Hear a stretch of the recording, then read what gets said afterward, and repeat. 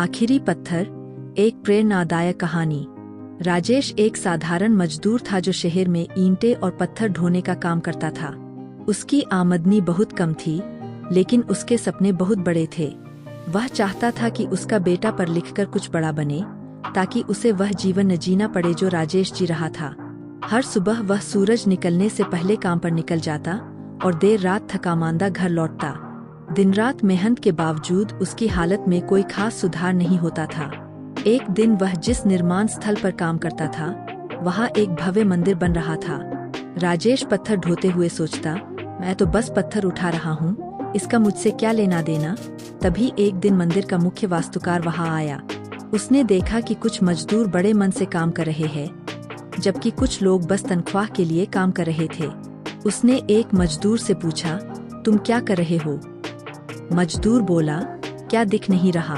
पत्थर ढो रहा हूँ। फिर उसने दूसरे से वही सवाल पूछा। वह बोला, मैं मंदिर की दीवार बना रहा हूँ। फिर राजेश से पूछा गया। राजेश ने थोड़ी देर सोचा और बोला, मैं भगवान का घर बना रहा हूँ। वास्तुकार मुस्कुराया और कहा, बहुत अच्छा, यही सोच इंसान को महान बनाती है।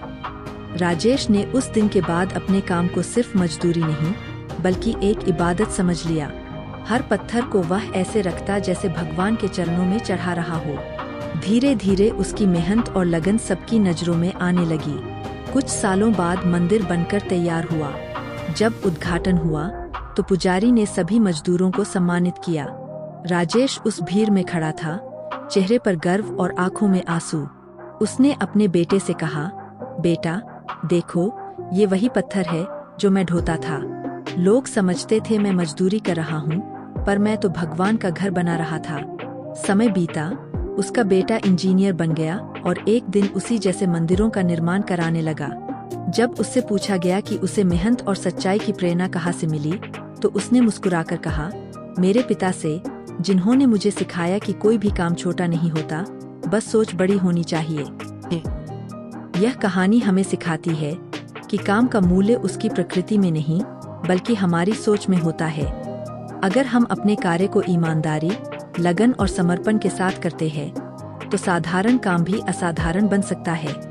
कभी भी किसी काम को छोटा मत समझो, क्योंकि वही काम भविष्य में तुम्हारी पहचान बन सकता है। जैसा कि कहा गया है, मेहनत करने वालों की कभी हार नहीं होती। कहानी अच्छी लगी है तो चैनल को सब्सक्राइब करें। धन्यवाद।